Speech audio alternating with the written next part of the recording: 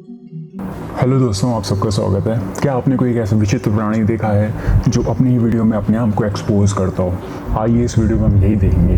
दोस्तों, एक सेकंड के लिए इमेजिन करो, आप समुद्र में हो, एक बोट में सफर कर रहे हो। समुद्र में दो इंसान दिख रहे हैं आपको, तैरने लग रहे हैं वो, और आपकी तरफ इशारा करते हैं बचाओ बचाओ। क्या करोगे आप यहाँ पर?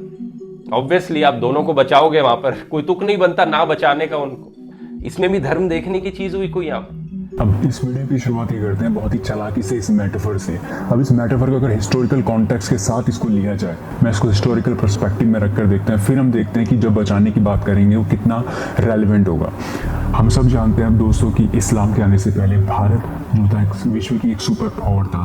भारत की जीडीपी 32% थी। सिर्फ वर्ल्ड ट्रेड में नहीं है, भारत मेडिसिन में, फिजिक्स में, plastic surgery, mathematics, metrology, world trade, arithmetic, music, art, culture, architecture, astrology, astronomy, cosmology, medicine, मतलब आप इमेजिन करें वर्ल्ड की एक सुपर पावर था हर तरीके से, हर लिहाज से एक सिविलाइजेशनल इस्लाम के आने से पहले। मगर जैसे जैसे इस्लामिक आक्रांता आते रहे, चाहे महमूद गजनवी हो, चाहे जितने भी लोग आए जिन्होंने स्टार्ट किया, जैसे गौरी खिलजी, फिर उसके बाद मुगलों का आना हुआ, मेटाफोरिक सेंस में हम देखते हैं कि ये लोग आए और उसी जो सोने की जो शिप थी, जो सोने की शिप है, वो उसको उन्होंने तोड़ दिया, तहस नहस कर दिया, उसकी पूरी संस्कृति तोड़ दी और लोगों को मारा, जेनोसाइड किया। हम सब जानते हैं, मंदिरों को तोड़ा गया, सरों के काट काट के बड़े बड़े किले बनाए गए। अब उस सोने की जो शिप है वो सोने की नहीं रही, वो सारा सोना, वो सब चीज़ लूट लिया गया है। अब जो बचा है वो है कि ऑलरेडी जो कन्वर्टेड मुस्लिम थे, यानी कि जो ऑलरेडी हिंदू थे, इनको कन्वर्ट किया गया था मुस्लिम में, वही मुस्लिम जिन्ना जैसे लोग आए जिन्होंने फिर उसी शिप की दो टुकड़े की बात करी और दो टुकड़े कर दिए उसी शिप के। तो अब वो जो बोट की जो स्थिति है वो कुछ ऐसी है जैसे कि पूरी बिखर चुकी है, टूट चुकी है, अस्त व्यस्त है। अब इन लोगों के लिए इतना भी काफ़ी नहीं था, बची कुछ टूटी फूटी शिप भारत की बची हुई थी और उसे भी करने के लिए उन्होंने भारत के साथ 3 वॉर किए पाकिस्तान ने। अभी उसके बाद अभी विचित्र प्राणी बोलता है कि आप इनको शरण क्यों देते हैं? अगर आप इनको शरण नहीं देंगे तो आप सेकुलर नहीं है, आप इनको अनकॉन्स्टिट्यूशनल बातें कर रहे हो, आप बहुत ही कम्युनल बातें कर रहे हो। दूसरा ये कि अगर हम धर्म को देखकर लोगों में भेदभाव करने लग गए तो इंडिया को एक सेक्युलर कंट्री नहीं कहा जा सकता, और अगर ऐसा हो गया तो इंडिया की जो इंटरनेशनल रेपुटेशन है वो नीचे गिर के कचरा हो जाएगी। तो हम यही देखते हैं कि रियल में पाकिस्तान का खुद प्राइम मिनिस्टर पाकिस्तान के बारे में क्या बोलता है। एक मैं आपको अर्ज करूं कि ये वो मुल्क है, हमने अपनी आंखों के सामने लाशें देखी हैं 10 सालों में। मैं जितनी दफ़ा अस्पतालों में गया, लोगों की टांगें उड़ी हुई हैं, किसी के बाजू नहीं है, ये मैं 10 सालों में इन आंखों ने देखा। तो मुझे आप बता रहे हैं कि एक टेररिस्ट 50 पाकिस्तान के अंदर तालिबान डिफरेंट टेररिस्ट ग्रुप्स हैं, 50। अब हम बात करते हैं रोहिंग्या मुस्लिम्स की। रोहिंग्या मुस्लिम का जब म्यांमार में जब इनका प्रोसिक्यूट हो के वहाँ से भाग कर आ रहे थे, उस दौरान भी इन्होंने हिंदुओं का जेनोसाइड किया था और कई रोहिंग्या पकड़े गए हैं ISI के लिंक के साथ। इतना ही नहीं, इन्हीं रोहिंग्या मुसलमान ने भारत में ही बौद्ध गया में अटैक किया था दलाई लामा को बॉम्ब ब्लास्ट करने को उड़ाने के लिए, जो साजिश की गई थी। म्यांमार से ट्रेन मिलिटेंट पकड़े गए हैं इंडिया में रोहिंग्या मुस्लिम्स, प्रो पाक टेरर में उनमें भी इनका लिंक है। इसके अलावा जो NTCA प्रोटेस्ट में सीमापुरी में जो वायलेंस हुए थे, जो पेट्रोल बम फेंके गए थे पुलिस के ऊपर, उसमें 2 बांग्लादेशी अरेस्ट हुए। उसके अलावा 4 आतंकवादी JMB के और 3 बांग्लादेशी अरेस्ट हुए कोलकाता में। उसके अलावा 19 इंक्लूडिंग 40 बांग्लादेशी कन्विक्टेड इन बुर्दवान ब्लास्ट, यहाँ पे कन्विक्टेड है, यहाँ पे याद रखिएगा। उसके अलावा आपको याद होगा आज़ाद मैदान राइट हुए थे जो रोहिंग्या मुस्लिम की सॉलिडेरिटी में इन्होंने, जिसमें से इन्होंने कई लोगों ने अमर जवान ज्योति तक को भी पूरा तहस नहस किया था।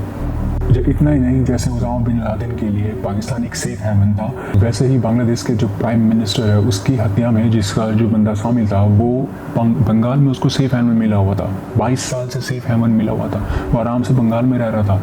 इतना ही नहीं, इसके अलावा एक मैसेकर आपको मैं बताना चाहूँगा जिसमें इन्होंने रोहिंग्या मुस्लिम्स ने 99 बंगाली हिंदूज को जेनोसाइड मैसेकर किया था। कितने लोग इस बारे में जानते हैं? रोहिंग्या जो टेरर आउटफिट है, Arakan Rohingya Salvation Army, Hindu की मास ग्रेव बनाए गए थे। इतनी बेरहमी से छोटे छोटे बच्चों, महिलाओं को, प्रेग्नेंट वुमेन को उन्होंने मारा है। तो मगर इस विचित्र प्राणी के हिसाब से जो कसाई है और जो कट रहा है, दोनों को अगर नागरिकता नहीं मिलेगी, अगर हम इन दोनों में भेदभाव करने लग जाएंगे तो आप संविधान के खिलाफ है, आप सेकुलर नहीं हो, आप कम्युनल इंसान हो।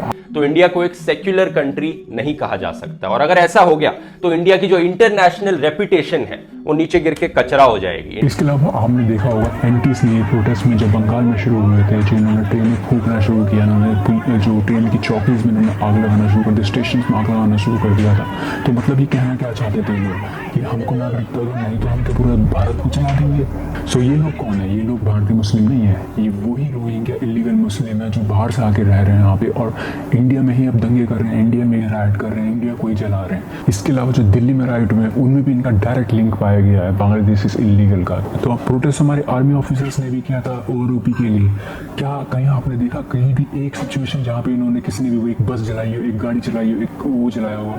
बल्कि ये लोग ट्रेंड होते हैं कि कैसे बंदूक चलानी होती है। इसके अलावा कोई भी ऐसा क्राइम नहीं है जिसमें बांग्लादेशी रोहिंग्या का नाम ना आता हो, चाहे वो स्मगलिंग हो, चाहे वो ट्रैफिकिंग हो, चाहे वो ड्रग हो, चाहे वो मनी लॉन्ड्रिंग हो, टेरर फाइनेंसिंग हो, छोटे छोटे बच्चों के साथ ही प्रोस्टिट्यूशन करवाते हैं। एक चीज़ है जो आपको और हैरान करेगी, आज तक कश्मीरी पंडित दोबारा कश्मीर में बस नहीं सके आज तक इतने सालों के बाद, मगर ये रोहिंग्या मुस्लिम जम्मू कश्मीर जाके बस गए। इलेक्ट्रिसिटी उनको मिल गई है हमारी टैक्स पेयर की मनी से। जो लॉ कमीशन रिपोर्ट के हिसाब से जो इलीगल इमिग्रेंट्स है 15 से लेकर 18 मिलियन तक है और ये भारत के हर राज्यों में अब फैल चुके हैं, चाहे वो मुंबई हो, दिल्ली हो, राजस्थान हो, महाराष्ट्र हो। एक रेप केस आपको पता होगा जिसमें नन के साथ रेप केस हुआ था और इन लोगों ने क्या किया था, इन्हीं सेम लॉबी ने वो जो केस था रेप का, इसमें हिंदुओं को बदनाम करने के लिए हिंदुओं को इन्होंने बोला था कि ये हिंदुओं ने किया हुआ है, जो और बाद में पता चला कि ये रोहिंग्या मुस्लिम थे इसके अंदर इन्वॉल्व, इन्होंने रेप किया था। क्या करोगे आप यहाँ पर? ऑब्वियसली आप दोनों को बचाओगे, वहां पर कोई तुक नहीं बनता ना बचाने का उनको।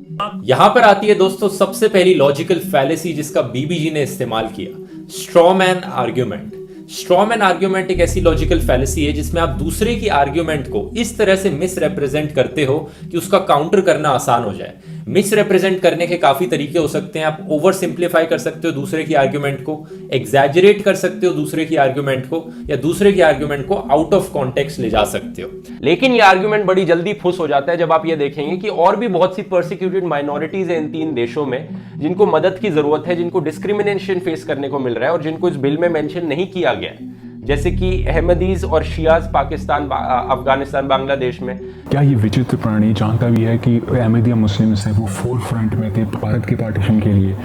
जो पॉलिटिकल लीडर्स के जो नाम है वो है मोहम्मद जफरुल्लाह खान और ये मिर्जा अहमद। इनफैक्ट जफरुल्लाह खान ने ये भी बोला था कि डायरेक्ट एक्शन डे का पूरा फायदा उठाना चाहिए, हमको इस मूवमेंट को और बड़ा करना चाहिए पार्टीशन के लिए। If anybody at all in a Muslim league was strategically thinker it was sir Zafrullah Khan who was also the author of the Lahore resolution. यानी लाहौर रेजोल्यूशन जो था वो खुद इन्होंने ड्राफ्ट किया था जिसमें टू नेशन थ्योरी की बात की गई थी, which for the first time chalk out the idea of Pakistan.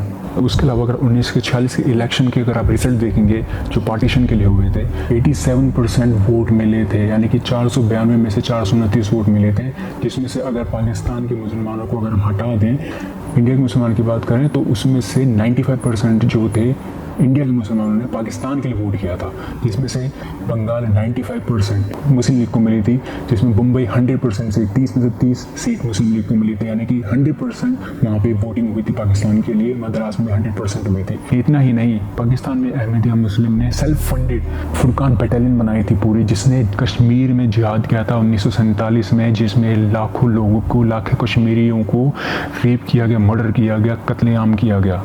जहाँ तक अहमदिया मुस्लिम की बात है, इन लोगों को आराम से यूरोप में शरण मिल जाती है, इवन लंदन में इनकी अपनी खुद की इंटरनेशनल कम्युनिटी है। और इतना ही नहीं, जो ये पाकिस्तानी जितने भी अहमदियास लंदन में गए वहाँ पे ये क्या कर रहे हैं, वहाँ पे ओपनली शरिया मांग रहे हैं।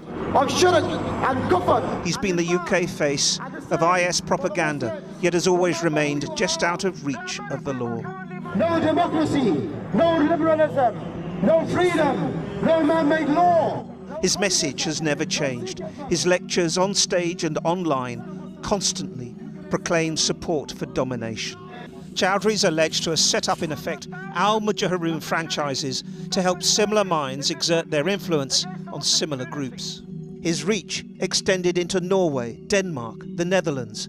He helped set up Sharia for Belgium, which radicalized those involved in the Paris attacks and many more who headed to Syria. Likewise in France, Germany, Italy, Portugal and Spain. He also helped launch another Sharia 4 branch in Indonesia, which has seen as many as 800 jihadis go off to Syria. क्या करोगे आप यहाँ पर? Obviously आप दोनों को बचाओगे, वहां पर कोई तुक नहीं बनता ना बचाने का उनको। इसमें भी धर्म देखने की चीज हुई कोई यहाँ पर।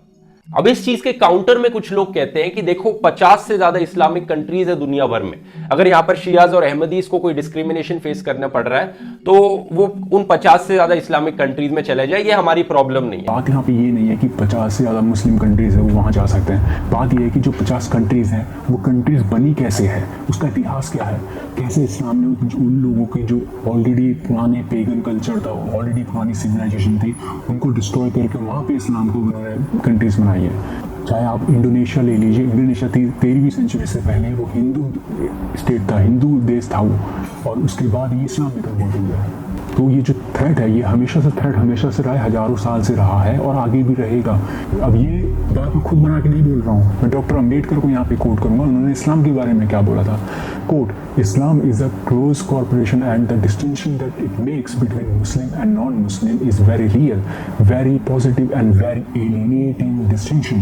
The brotherhood of Islam is not the universal brotherhood of men, it is a brotherhood of Muslim for Muslim only. Next quote. According to the Muslim canon law, the world is divided into two camps, Darul Islam and Darul Harb. A country is Darul Islam when it is ruled by a Muslim, and when a country is Darul Harb when Muslims not reside in it but are not rulers of it. That being the canon law of a Muslim, India cannot be the common motherland of Hindus and Muslims. Can be the land of Musliman, but it cannot be the land of Hindustan and the Musliman living as equals. Further, it can be a land of Musliman only when it is governed by Muslim. इसके अलावा Saudi Arabia जैसी countries ने अपने खुद के ही मुसलमानों को मारा है, लाखों को यमन में, और उसके अलावा टर्की खुद कुर्द को मार रहे हैं, लाखों लोगों को मार दिया, लाखों कुर्द को मारते हैं टर्की ने अपने खुद, मतलब एक मुसलमान खुद मुसलमान को ही मार रहे हैं। सेम चीज़ अफ्रीका में भी हो रही है। मैं अभी ऐसा बिल्कुल भी नहीं कह रहा हूँ कि कोई भी इस मुस्लिम को आपको सिटीजनशिप नहीं देनी चाहिए, नहीं, आपको देनी चाहिए, मगर आपको थोड़ा एक्स्ट्रा कॉशियस होना पड़ेगा। आप और सिटीजनशिप देने के लिए सबसे पहली चीज़ यही है कि आपको देखना होगा कि जहाँ जिस कंट्री के लिए आप देख रहे हैं क्या वो एक एनिमी स्टेट है या नहीं है। जैसे अफगान हमारे लिए एक एनिमी स्टेट नहीं है, अफगान से हमारे अच्छे रिलेशनशिप है, तो इंडियन गवर्नमेंट अफगानी मुस्लिम्स को उनको सिटीजनशिप देगी। पाकिस्तान, बांग्लादेश, नेपाल, अफगानिस्तान, इन सब जगह पे ऑलरेडी एनआरसी हो चुकी है। मगर अगर आप भारत में यही सेम चीज़ करना चाहेंगे तो ये लोग भारत में आग लगा देंगे, दंगे कर देंगे, नहीं करने देंगे, या अनकॉन्स्टिट्यूशनल हो जाएगा। देश के सारे असली फ्रीडम फाइटर्स को आप देख लो, सुभाष चंद्र बोस, सरदार वल्लभ भाई पटेल, शहीद भगत सिंह, बाबा साहेब अंबेडकर, महात्मा गांधी, एक नहीं चाहता था इनमें से कि देश हिंदू राष्ट्र बने। सबके सब ये सेक्युलर लोग थे। इस विचित्र प्राणी को शायद ये नहीं पता कि डॉक्टर अंबेडकर ने बोला था कि सारी पॉपुलेशन ट्रांसफर होनी चाहिए, यानी कि अगर आप पार्टीशन कर रहे हो तो सारे मुसलमानों को भाग जाना चाहिए पाकिस्तान में और सारे हिंदुओं को यहाँ पे रहना चाहिए। एक नहीं चाहता था। दूसरी तरफ कौन वो लोग थे जो देश का बंटवारा करना चाहते थे, एक मुस्लिम पाकिस्तान में और एक हिंदू इंडिया में। एक तरफ थी मुस्लिम लीग जिसमें जिन्ना आता है, और दूसरी तरफ थी हिंदू महासभा जो एक हिंदू राष्ट्र चाहती थी जिसमें गोडसे और सावरकर जैसे लोग आते हैं। एक और झूठ जो ये लोग 100 बार बोलकर उसको सच बनाना चाह रहे हैं वो ये है कि सावरकर ने हिंदू राष्ट्र के लिए बात की थी। तो हम अंबेडकर को भी पढ़ लेते हैं, उन्होंने क्या बोला था सावरकर के बारे में। They differ only as a regard the terms and conditions on which the two nations should live. Mr. Jinnah says India should be cut up into two, Pakistan and Hindustan. The Muslim nation occupy Pakistan and the Hindu nation to occupy Hindustan. Mr. Savarkar, on the other hand, insists that although there are two nations in India, India shall not be divided into two parts. मैं उसके अलावा दोबारा coat करता हूँ अम्बेडकर जी को। Hindu Mahasabha is against Pakistan, proposes to resist by all means. अब मैं इंतजार कर रहा हूँ कि यही वामपंथी लोग अब अम्बेडकर को भी संघी भक्त बोलना शुरू कर देंगे। सो वीर सावरकर हिंदू राष्ट्र बनाने की इतनी पैरवी कर रहे थे कि उन्होंने एंटी पाकिस्तान फ्रंट बना दिया। अब हम बात करते हैं कि रियल में टू नेशन थ्योरी की बात किसने की थी। सावरकर के पैदा होने से पहले सर सैयद अहमद खान ने 1867 में बात करी थी हिंदू और मुसलमान could never become one nation। उसके अलावा उन्होंने अपनी खुद की 1888 की स्पीच में बोला था कि two nation Mohammedan and Hindus could sit in the same throne and remain equal in power? No, certainly not. इसके अलावा इकबाल ने बात करी थी 1930 में इलाहाबाद की स्पीच में टू नेशन थ्योरी की। उससे भी कई सालों पहले कार्ल मार्क्स ने टू नेशन थ्योरी की बात करी थी, और मैं कोट करता हूँ, peoples to the simple and convenient distinction of two nation and of two country, those of the faithful and the infidels, the infidel is the enemy. Karl Marx के शब्दों में टू नेशन थ्योरी। तो अगर आप citizenship amendment bill को support करते हो यहां पर, तो आप बेसिकली टू नेशन थ्योरी को सपोर्ट कर रहे हो जो जिन्ना ने सजेस्ट करी थी। तो इस विशुद्ध प्राणी का सेम लॉजिक यूज करके अगर मैं पूछूं कि आप जो सेकुलरिज्म की दुहाई देते रहते हैं 24 घंटे, तो क्या आप सेकुलरिज्म जैसे ऐड किया गया कॉन्स्टिट्यूशन में, इमरजेंसी लगाने के बाद, इतने लोगों को जेल में भरने के बाद, मीडिया बैन करने के बाद, तो क्या आप इमरजेंसी को सपोर्ट करते हैं? अगर आप सेकुलरिज्म को सपोर्ट करते हैं, तो अगर आप इमरजेंसी को सपोर्ट करते हैं, तो क्या अगर in future BJP government emergency लाती है और कुछ चेंज करती है कॉन्स्टिट्यूशन में, क्या आप उसको सपोर्ट करोगे या फिर अपनी छाती पीटोगे? इस लॉजिकल फैलेसी को कहते हैं सर्कुलर आर्ग्यूमेंट। एक ऐसा आर्ग्यूमेंट जिसका आपके पास प्रूफ मौजूद नहीं है, तो आप उस सेम आर्ग्यूमेंट को 2-3 तरीके से दोहराए जा रहे हो अपनी चीज को प्रूफ करने के लिए। दूसरा ये कि अगर हम धर्म को देखकर लोगों में भेदभाव करने लग गए, तो इंडिया को एक सेक्युलर कंट्री नहीं कहा जा सकता, और अगर ऐसा हो गया तो इंडिया की जो इंटरनेशनल रेपुटेशन है वो नीचे गिर के कचरा हो जाएगी। दूसरी तरफ आसाम, त्रिपुरा और बाकी नॉर्थ ईस्टर्न स्टेट्स में एक जबरदस्त स्केल पे प्रोटेस्ट चलने लग रहे हैं इस बिल के खिलाफ। प्रोटेस्टर्स कहते हैं कि ये बिल बेसिकली इलीगल इमिग्रेशन को बढ़ावा देता है, प्रमोट करता है इलीगल इमिग्रेशन को, क्योंकि आज अगर आप सिटीजनशिप ऐसे बांटने लग गए तो कल और भी बड़ी तादाद में लोग बॉर्डर क्रॉस करके आएंगे, देखेंगे फ्री में सिटीजनशिप बांटी जा रही है, हम भी ले लेते हैं आकर यहाँ पर। जो अफगानिस्तान, पाकिस्तान या बांग्लादेश से आया है, दिसंबर 31 2014 से पहले या उस डेट को, दिसंबर 31 2014 से पहले या उस डेट को, और इंडिया में आज है, अब वो इलीगल इमिग्रेंट नहीं रहेगा, उसको सिटीजनशिप दे दी जाएगी। ऊपर से बिल नेशनल सिक्योरिटी के लिए भी बहुत बड़ा खतरा है। हमारी इंटेलिजेंस एजेंसी रॉ ने भी ये चिंता जताई थी कि इस बिल की वजह से, क्योंकि इलीगल इमिग्रेशन आसान हो जाएगी, कोई भी बस अपने एक एफिडेविट लेकर आएगा कि देखो मैं हिंदू हूं इसलिए मुझे सिटीजनशिप दे दो यहां पर, उसे मिल जाएगी बड़ी आसानी से सिटीजनशिप। इससे क्या होगा कि इन्फिल्ट्रेटर्स और टेररिस्ट बहुत आसानी से देश के अंदर घुस सकते हैं, प्रिटेंड करके कि देखो हम भी हिंदू हैं, और फिर देश के लिए बड़ा खतरा बन जाएगा। दिसंबर 31 2014 से पहले या उस डेट को, इसे कहते हैं दोस्तों स्लिपरी स्लोप, हमारी दूसरी लॉजिकल फैलेसी। लिटरली इसका मीनिंग ये है कि आपने एक गलत कदम रखा तो आप स्लोप पे फिसलते चले जाएंगे और नीचे खाई में गिर जाएंगे। एक ऐसा इंसिडेंट हुआ यहाँ पे, उससे ऐसे चेन ऑफ इंसिडेंट्स होंगे कि बाद में एक बहुत बड़ी कोई नेगेटिव चीज हो जाएगी। इस फैलेसी का दोस्तों इस्तेमाल किया जाता है फियर मॉन्गरिंग के लिए, यानी लोगों में डर बैठाने के लिए किसी चीज का। तो ना सिर्फ ये बिल हमारे देश की फाउंडिंग प्रिंसिपल्स के खिलाफ है, बल्कि नॉर्थ ईस्टर्न स्टेट्स के लिए खतरा है और देश की नेशनल सिक्योरिटी के लिए भी बड़ा खतरा बन सकता है। तो जिस आर्टिकल का यहाँ पे इन्होंने रेफरेंस दिया है, उसी आर्टिकल में लिखा हुआ है नीचे सबसे लास्ट में, the agency had said that there is no security implication if citizenship is given under the new amendment, as all these persons are already living in the country for decades। वही same article जिसको ये बोल रहे हैं कि हमारी intelligence agency बोल रही है कि खतरा है, खतरा है, और वही आर्टिकल लास्ट में, सबसे लास्ट में ये बोलता है कि एजेंसी को कोई दिक्कत नहीं है अगर वो ऑलरेडी ही भारत में रह रहे हैं। तो 2014 की जो कट ऑफ डेट है वो इसीलिए डाली गई है। सो इंडियन इंटेलिजेंस तो कई सालों से ये भी बोल रही है कि रोहिंग्या मुस्लिम जो है वो थ्रेट है नेशनल सिक्योरिटी को लेकर। क्या ये इंटेलिजेंस की इस चीज़ को भी मानेंगे? नहीं मानेंगे ये लोग, क्योंकि इनका एजेंडा सूट नहीं करता वो चीज। और इससे होगा क्या कि देश के रिसोर्सेज पर बहुत स्ट्रेस पड़ता है, स्पेशली नॉर्थ ईस्टर्न स्टेट्स जो ऑलरेडी इतनी अंडर स्ट्रेस रही है हिस्टोरिकली। जब बांग्लादेश आजाद हुआ था तब बहुत बड़ी संख्या में रेफ्यूजीज निकलकर इन नॉर्थ ईस्टर्न स्टेट्स में गए थे और इनको अकोमोडेट करना बहुत मुश्किल रहा था, क्योंकि जब इतनी बड़ी संख्या में लोग आते हैं तो उनकी देखभाल करना बहुत मुश्किल होता है, स्पेशली जब ये देश अपने खुद के लोगों की देखभाल नहीं कर पा रहा है ढंग से। बोट में मुड़कर देखते हो कि आपकी बोट में क्या जगह है दोनों को बचाने की, और आपको दिखता है काफी जगह है यहाँ पे, 5 लोग आराम से आ जाएंगे, तो इन 2 लोगों को तो आराम से बचाया जा सकता है अपनी बोट। तो क्या करोगे आप यहाँ पर? ऑब्वियसली आप दोनों को बचाओगे, वहां पर कोई तुक नहीं बनता ना बचाने का उनको। इसमें भी धर्म देखने की चीज हुई कोई यहाँ पर। और भी बहुत सी परसिक्यूटेड माइनॉरिटीज हैं इन 3 देशों में जिनको मदद की जरूरत है, जिनको डिस्क्रिमिनेशन फेस करने को मिल रहा है और जिनको इस बिल में मेंशन नहीं किया गया है, जैसे कि अहमदीज और शियाज पाकिस्तान, अफगानिस्तान, बांग्लादेश में। सो दुनिया भर की फेक न्यूज़ फैलाने के बाद इस वीडियो में अब आते हैं हम अल्टीमेट ओपिनियन फेक न्यूज़ पे इसकी, जिसमें बोलते हैं कि ये बिल लाया गया था डिस्ट्रैक्ट करने के लिए, रियल इश्यूज से कम्युनलाइज करने के लिए, डिवाइड एंड रूल करने के लिए, वोट बैंक पॉलिटिक्स के लिए। क्या इस विचित्र प्राणी को ये नहीं पता कि CAA 2016 में ऑलरेडी पास कर दिया गया था, मगर राज्यसभा में पास नहीं हुआ, इसलिए बिल लैप्स हो गया था। तो उसके अलावा बीजेपी हमेशा अपने घोषणा पत्र में ये चीज़ को रखते हुए आई है। इसके अलावा और भी कई सारी चीज़ें हैं जो अभी भी घोषणा पत्र में बीजेपी के, जो ऑलरेडी पता है आपको फ्यूचर में वो चीज़ आएंगी, चाहे वो यूनिफॉर्म सिविल कोड है, चाहे वो जनसंख्या नियंत्रण कानून है, ये सब चीज़ें तो आएंगी। मगर उसके बाद भी फिर बोलेंगे तभी कि डिस्ट्रैक्शन करने के लाया गया। सिर्फ 31,000 लोगों को ही सिटीजनशिप में नागरिकता मिलेगी। 31,000 वोट कितने होते हैं आप मुझे बताओ? क्या ये कोई इलेक्शन को पलट देगी किसी के? 2019 में मुस्लिम कम्युनिटी ने बढ़ चढ़कर वोट दिया था, स्पेशली मुस्लिम वुमेन ने, करोड़ों लोगों ने वोट किया था मुसलमानों ने। अगर बीजेपी को सच में ही वोट बैंक पॉलिटिक्स करनी ही होती तो वो क्यों अपने जितने भी मुस्लिम वोट्स हैं उनको सेक्रीफाइस करते? अगर वोट बैंक पॉलिटिक्स ही करनी ही होती तो वो टैक्स पेयर के पैसों से हजारों करोड़ों रुपए की हज की सब्सिडी नहीं देते। सो CAA के खिलाफ पूरे भारत में मिस इन्फॉर्मेशन फैला के, झूठ फैला के, आग लगाने के बाद, दंगे करवाने के बाद अब ये पार्लियामेंट में जाके कांग्रेस क्या बोलती है आप सुनो। गृह मंत्री जी, कोई ये नहीं कह रहा कि CAA किसी की नागरिकता के छीनेगा, हम नहीं कह रहे।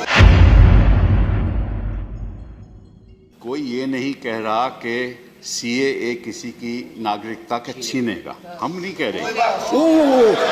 साहब एक मिनट, मैं कितने भाषण कोट कर सकता हूं श्रीमान कपिल सिब्बल की पार्टी के नेताओं के, जो कहते हैं CAA माइनॉरिटी के खिलाफ। बता दे किस तरह से माइनॉरिटी के खिलाफ।